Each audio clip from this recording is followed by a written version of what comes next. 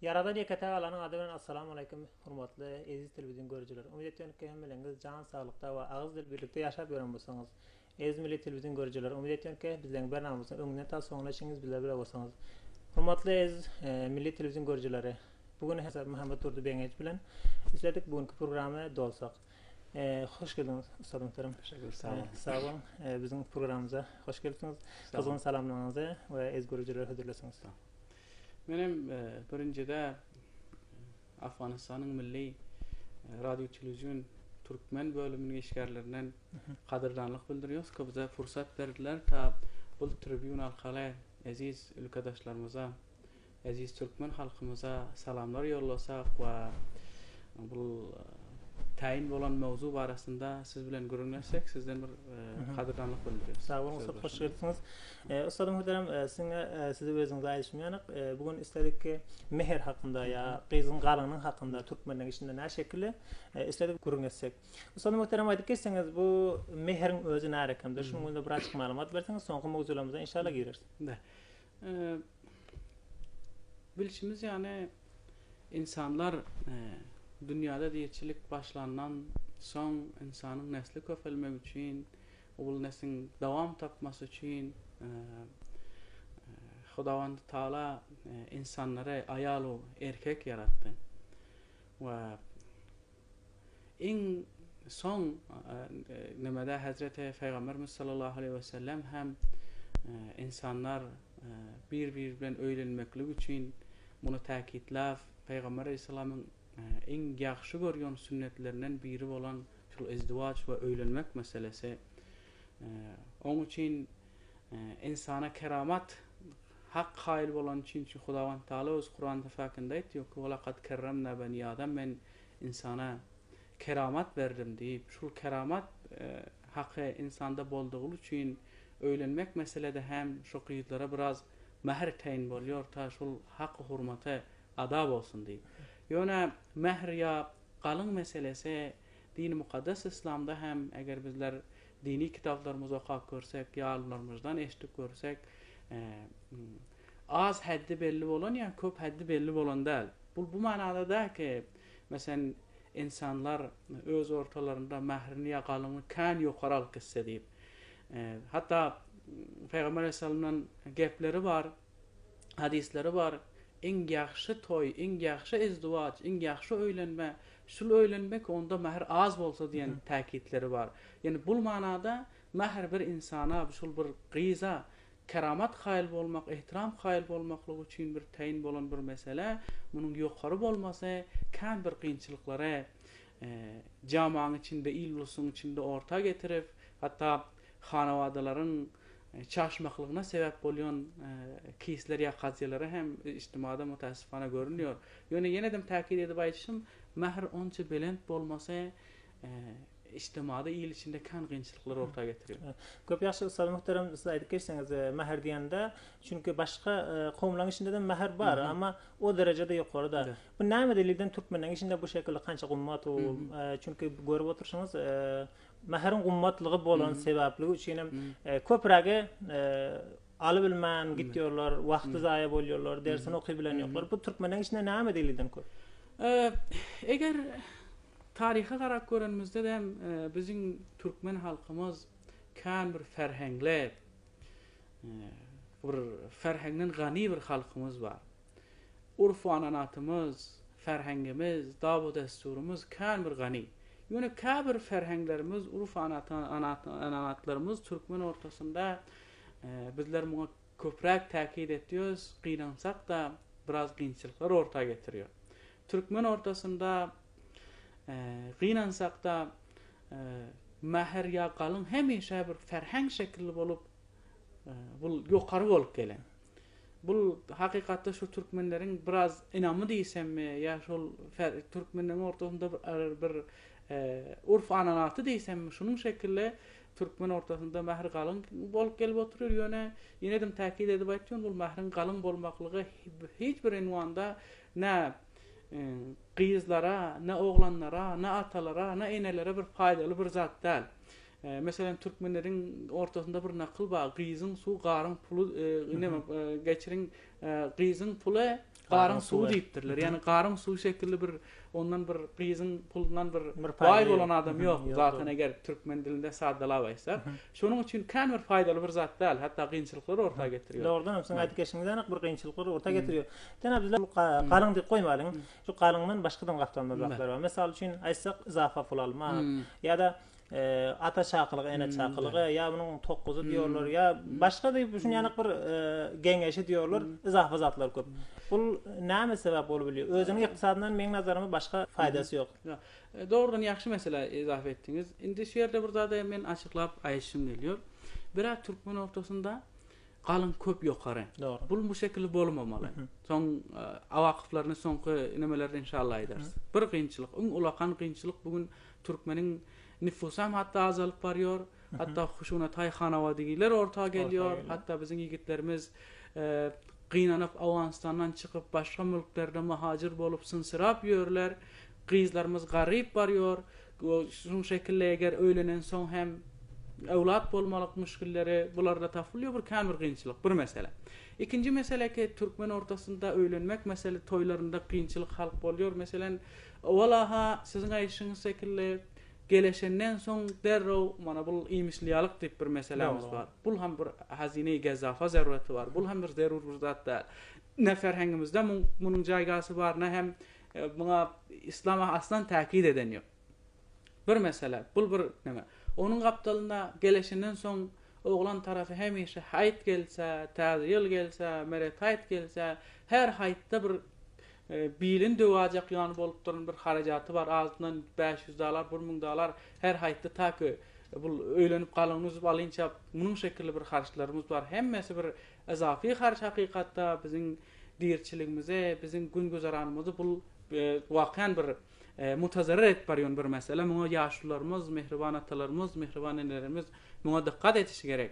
Onun gapdalynda 9 meselemiz ya toy meselede hatta bazı halatlarda sizin aýyşyňyz şekilde Türkmen dilinde bizler aýtýar salyp almak, hatta galynyň üstüne galyň ýükläp alýarlar. Bular kamilen bir mufid bir zatda ijtimamyz üçin, ilimiz üçin, muňa enelerimiz, atalarymız, ýaşlylarymız dikkatli bolmasy gerek. Bul sebäp bolýar biziň Şiraza haý familiýemiz ortadan gitse, nüfusumuz azalsa, ýigitlerimiz sınsırap ýörse, gyzlarymız, oglanlarymız garyp gitse, haýatan hem biziň nüfusumuz kemelse. Bul ferhengler doğrudan eger hemmemiz bilýäris bul nämäni.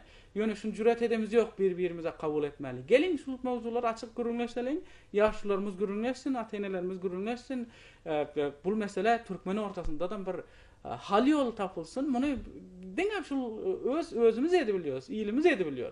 Yani başka şekilde bir tahmin etjek bolsa zaten bu mesele hal boluşy kan gyn bolur mekadi fikir etýär. Muňa şu ýylysymyz biraz fikir etmesi gerek. Doğrudan bu şekilde qiyinçiliklara sebäp bolýar. Siň aýyşyňyz ýanyk bizleriň hemmemiz bu halata hemme el berip bir-birimize bile ýürümemiz lazım. Ýaşly ýaş kişi diýmen hemmemiz buna uyup we muňa hareket etmemiz lazım. Usadım muhterem aýdyp geçseňiz bu biziň bilip oturşyňyz ýanyk nesbet başga kowmlar içinde bizleriň bir mahrum galan dersler. Çünkü bilip otyz ki 90% illa 80-90%imiz bilen daşar ülkede ýaşaýar. Munyň delili toy bolup bilermi? Başga deliller hem bolup biler. Ýöne bir zady bir dikkat bilen bizler bahs etmemiz gerek. Zamanyky biz tabii lahazyna garak görsek bir jawan ya bir Türk bir ýigit ya erkek oglan diýen. Zamanyky belagaty ýetişýär. Belagaty ýetişýär. Ya gyz oglan belagaty ýetişýär. Başka isteklerinin kaptalında bir şahvani istegen bunun yanında tapılıyor. Yani az noktalar fizyolojik bir ayda görsek bu şu hormon haye erkek hormonları erkeklerde ayal hormonları ayallarda köpelip nihayeten bir his bir zarurat tapılıyor başka lahazdan. Mesela yemek içmenin kaptalında giymek etmenin başka da etmenin kaptalında başka bir his hem tapılıyor. Din mukaddesat İslam şul hissa şul hevasa şul istegi yetişmek için bizlere bir doğru yol görkezi koyan. Ol doğru yol hem şul izdivaç meselesi. Şoň üçin Peýgamber Aleyhisselam en täkid etýän sünneti izdivaç meselesidir.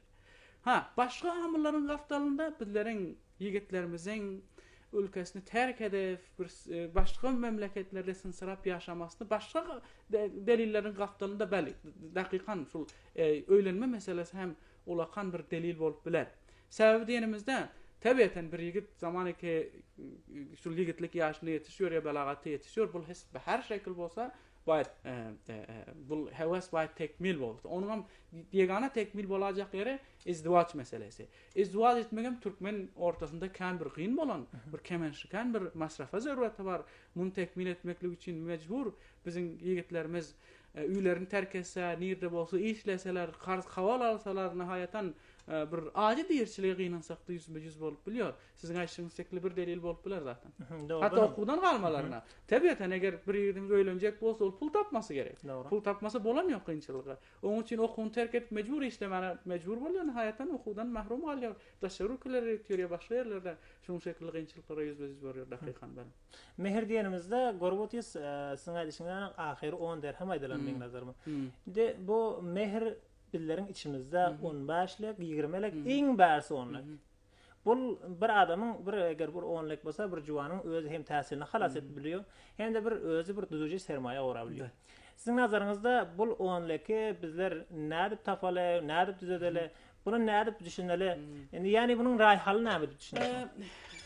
Raýhalyna geleriz. Ýöne bir zada mutawajjih bolmamız gerek.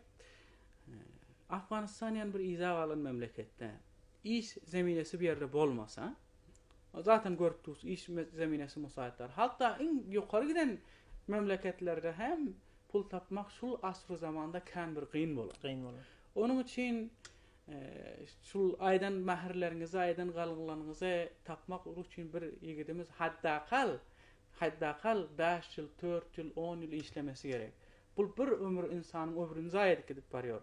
Bunun için rayhal meselesine gelelimizde bunu yeniden şul milletimize mecbur biz yüzlensek, şul yaşlılarımız, mehriban enelerimiz, atalarımız şu çağalarını fikretsinler.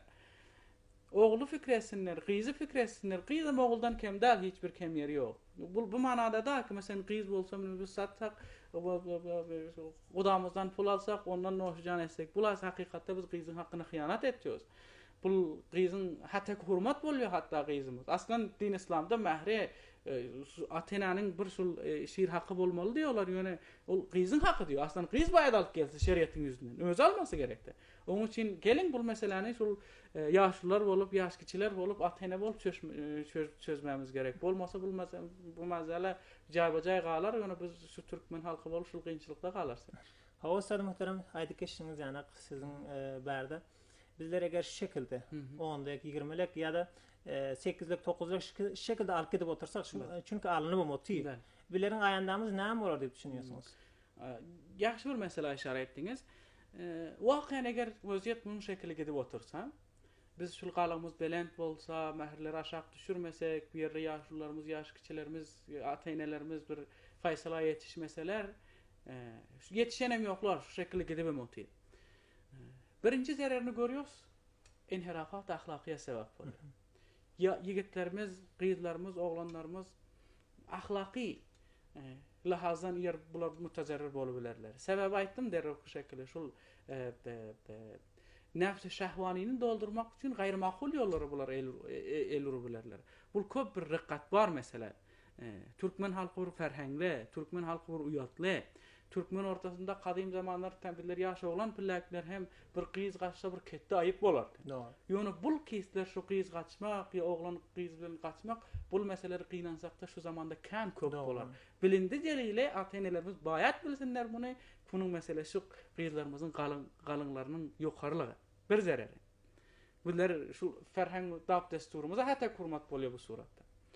Bir zereri bul. Yine bir zereri bul sul hanavalarlarda üýüşlerinde huşunatlar köpelmesine sebep bolýar. Meselen gyzam ýaş ötüp barýar, oğlanam bar. Bular ýaş ötüp barýar, bular toý etmesi gerek. Ýöne biraz kynçylyklar bar. Bu mesele wagtynda ýere ýetişdirýär. Oğul ata bilen uruşýar, gyz ene bilen uruşýar, nihaýatan huşunat taýfa hanawadagilara sebep bolýar.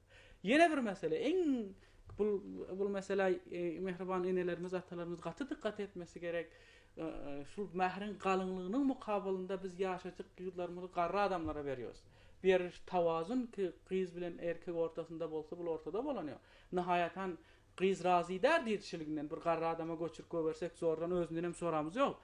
göçürüp göbersek, berk göbersek kız dirçilinden razı da. Mümkün hatta bazı halatlarda hoş intihari özünü öldürmeklige el ursa. Kan bir kıyınçılıklar huşuna tayhanavada sebep bolabiliyor. Onun kaptalında biz mesela iddia ediyoruz Türkmen nüfusu 3 milyon yani 2 milyon diye Afganistan'da. Eğer bu öğrenmeklik meseleleri izah qalıverse nüfusumuz kemeli. Nüfusumuz kemelse nesl cavanımız azalıyor. Nihayatta biz hak hukuku devlette yetişecek bolsak bulam birken kıyınçılıklara sebep oluyorlar. Doğrudanım. Bizler eğer bu şekilde gidebilirsek ayanda da bizler köp bir müşkilatlara duçar oluyoruz. Ustadım muhterem siz aytkerseniz buna kim öňüne alyplar? Yani bu kıyınçılıklaryň. Yani ata ene ya da şu juwanlaryň özleri mi? Garan. Indi Türkmen ortasında bir mesele var. Şol dawy desturumuz, hurmatlarymız, ýaşlylarymyza kan köp. Halen bizler şol ferhenge ihtiram etýäris bir türkmeniň ýaşky şekilli bolup, bu gyzy bolup ya ogly bolup bu ferhenglerimize ihtiram etýäris.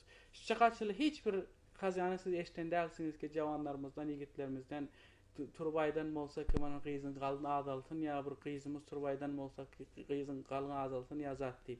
Şonuň üçin men bu meseleniň hal ýoluny ýigitlere muhawal etmeklik istemiyor. Çünkü yigitler tabiatan bu Türkmenin ferhengini doğup akslemel görkezmiyorlar yaşlılar ya atenelerin mukavelinde. Onun için men yüz tutyon hurmatlı yaşlılarımıza, yüz tutyon aksellele bilimli ulamalarımıza, yüz tutyon mehriban atalarımıza, yüz tutyon mehriban enelerimize. En bul kıyınçılık çöçü bilecek adamlar şularımız. Yaşlılarımız otursunlar, kıyınçılıkları ortaya koysunlar, hal yolunu tapsınlar. Ulamalarımız mehrimanlık etsinler, açık söz bilen, dini lahramanlıklar bilen atenelerimizin kellesini açsınlar, düşündürsünler şu kıyınçılık, şu mehrin galygynyň şeriatda bir takip bolan bir zatda. Onun için mehriban analarımız, atalarımız oğlanlarını düşünsünler, gıyırlarını düşünsünler, oturuşup hemmesi birlikte, hemmesi barabarlıkta şu kıyınçılığı özleri hal etsinler. Şoň üçin bu mawzuny hal edebilecek adamlarımız, hal ýoly ýaşlylarymız, ulamalarymız, bu ata-enelerimiz bu barada fikir edip, oğlanlarynyň, gıyırlarynyň geleceği üçin fikir edip bu barada teslim alsalar, bu bir düşer ýoly tapıp muny bir az alsalar mäher. Bolmasa bu şekilde kan kıyınçılıklar beýtlere aýdyp ötdim, o kıyınçılıklara sebep bolýar. Sizin aýdyşyňyz ýany gyz diýeniňizde şu gyz şu mähere masalan 10 lek aldyk, 20 lek şu gyz aldyk. Gyz şol hanawada gelenden soň müşkilatlara duçar bolar. Köp bir ýaxşy mesele işaret etdiňiz. Garam, öýlenenden soň erkek bilen gyzyň ya ogul bilen gyzyň barabar ýaşamasy gerek. Dogry. Yani şu öýlenmek izdiwaç manasy hem şol. Yani insan özüni tekmil etmeklik üçin ogul bolsun ya gyz bolsun öýlenmesi gerek. Yani barabar dirçilik etmek gerek aýal erkek ikiside. Eger görüp otyz, bu wakyatlar bu zatlar hakikat muny aýdyşymyz gerek. Milletimiz hem muňa mutawajjih bolmasy gerek. Eger şu kalın bilen yigitlerimiz öýlense, qarzdar bolýarlar, yerini satýarlar, jaýyny satýarlar. Endi bu qardan çykmaklyk üçin ya dirçilige edama vermeklik üçin bu yigitimizin bir imkanaty zerret bar. Bu imkanaty nereden döredi biler? Gynansak da Awganistanda kan bir gyn pul tapmak hem gyn bolan, iş meselesi hem gyn bolan. Bu yigitimiz ne yapıyor? Şol öýlenince ýaşçy aýalyny üýünde goýup watanny terk edip gitýär işlemene. Mecbur qarzdar gelýär derweden taktaklatyp men qarzymy bermeseň bolmaz diýär. Onun üçin üý jagazyny goýup gitýär terk edip. İşlemene mecbur galýar. Gitýär terk edip bir ýerde bu taze öýlenin kelin üýde aglap engrap dirçilik aje oýanda ol ýaşy ýigitke taze öýlenin üýünden juda birken zihni lahazan, fikri lahazan teşwişde nihayaten hem neticesi şulki bir şirin şekilde dirçilik edibilen ýoklar öýlenden soň hem. Sebäbini öyle görüp otyr, şu qardarlygy bitirmesi gerek. Bolmasa tabiaten bu birkan kıyınçılıklara galýar zaten. Doğrudan sizin aýdyşyňyz bir qarzdarlygam däl. Ýöne bu ýerde men bir zat alaba desem gelýär. Bu qarzdarlykda yani üýüne gelýärler ki muňa gelişip adana tokmat oky ya da bir palana et. Ýöne men seni muhtaram ýok. Bu ýana gusyna şarlarym gelýär. Zaten köp ýaxşy mesele işaret etdiňiz. Bu ýerde men bir daha ezaf etmeklik gelen. Zaten bu maddi meselelerin gapdalynda eger ol ýigitimiz üýüni terk edip gitmese de sizin aýdyşyňyz şekilde her lahazdan ol taze gelen keline, taze gelen gyza ol üýe kön bir fişarlar bar. Sen meni munça qarzdar edip gitdiň, meni munça awgar etdiň, sen ataň meni munça gynady. Netijesinde şu Şirazy family ortadan gitýär, bir kan kynçylyklar ortaga gelýär. eger yaşlılar şu şekilde bu halatta teslim almasalar ya da bu qiyinçiliğe bir öňüne durmasalar, yani juwanlar näme etmesi gerek? Şu hazırda denice durmadılar. Bundan böyle. Zaten yöne burada dikkat etmemiz gerek. Jawanlar mustakim şekilde bir orta çıksa ben fikretiyon onça bir masır vakip olmaz mekadi. Çün bir mesele var. Bir ijtimada bir il ortasında bir bernamany biz tatbiq etjek bolsak bir zihniýetsazy bolmasy gerek. Yani şul kışrı camiye ki mesela yaşlı olsun, yaş kiçi olsun, hususan şu öýlenmeklik meselelerde köfrak Türkmen ortasında ata-ena yaşlılarımız dahil, buların ortasında bir zihniýetsazlyk bolmasy gerek. Ha, yaşlılarımız eger bu mesele bir tafawut bolsalarym, gynançakda bir tafawut hem bolup gelip oturlar. Bundan diýen umid etdiň bir tafawut bolmasalar, açyk şekilde aýdyp bu hal ýoluny tapsalar bu meselelerin, eger bu halat bolmadyk suratynda yigitlerimizin edip bilajak işi yaşlılarımıza engize vermesi gerek. Engize vermesi gerek. Yaşlıyım, Mevlevi Saýybym, atam, enem, mana şu ýana qiyinçylyklar bar. Mana sizler şoňa bir ýol tapyň diýip bu yaşlılarymyzy taşwik edip, ýene-de çözüm ýoly şu yaşlılar taryhdan biler aktarmamız gerek. Sizin aýşyňyz ýanyk biz geçen konsertimizde özüňizden habaryň bar, göresiňizem. Şu konsertde bizler bir ýene bir tanzym alypdyk. Parça temsiliyle. Sırf şu baradan. Bu baradan merdimler, branlar bizlerin intikadam etseler öz ferheňiňizi reşhand etýärsiňiz diýip. Yani bizler reşhand eden bolýarsmy? Yani meselem sizin nazaryňyzda meselem bizler muny merdimin gözüne görkezýärys, kişinçe müşkilatlar bar. Ya doğrudan ýaxşy bir mesele işaret etdiňiz. Ýene bir gapdalynda şu ýigitlerimiz edip biljek zada mana şu şekilde temsili parçalar gurşak şu yaman yaramaz ferheňlerimizin ya şu galyň köplük qiyinçylyklary bir parçayı temsili şekilde şu ýerde men gördüm. Wakan bir ýaxşy şekilde temsil etdiňiz. Çok qiyinçylyklar bar. Görüp otýyz. Ýene-de ýigitlerin bir edip biljek işek ýaxşy işaret etdiňiz bu mesele şul resanalar taryhdan şul agahidihi amy merdimize zihniýetsazy bolsa, bu mesele bir dogry meselede galyňyz 10 lek bolsa, 20 lek bolsa, 10 000 dolar bolsa, 15 000 dolar bolsa, ýa 30 000 dolar bolsa, bu ýaxşy bir ferheň däl. Şu ferheň bizlere şaýysta da türkmen halky bolup. Şunun şekilde resanalar taryhdan meselen türkmeni bernamalarymyz müşahhasan hem bu baxşlarda şul merdime zihniýet bermeklik üçin ýaxşy bernamalar bolsa hyly muassir bolup biler. Köp ýaşly ustad onda bolsa, aňardan bizleriň ez hemkarlarymyza işaret ýör. Wagtyňyz azalyp gelýär diýip soňky sözüňizi alýarys. Ben soňky sözüm ýene-de mehriban atalara, enelere, ulamalarymyza, ýaşlylarymyza ýüz tutasym gelýär şu tribundan. Gelin yaşlılarımız, mehriban enelerimiz, atalarımız, ulamalarımız, şul yaş yigitlerimize, erkek yigitlerimize, kız yigitlerimize bu qiyinçiliklardan çıkarmak için siz oturun şul galyňlaryň ýokarlygyň barasında şoňa bir makul şekilde galyňlary düşmek ýoluny aktaryň ta yigitlerimiz, kızlarımız çok qiyinçiliklardan çıkıp öýlenen soň ham bir şirin diýirçiliklere idama vermesi için gelin yaşlılarımız, ulamalarımız, atalarımız, enelerimiz şuna bir çözüm yolu tapın. Sizden minnettar geldiňiz we almana sözlerinize hurmatly izgörjilere höderlediniz. Sağ olun. Sizden bir minnettarlyk. Hawaýz arkadaşlar, bugünkü bizden programımız yine gelecek programda sağlıklı yaşaň we sağ bolunlar.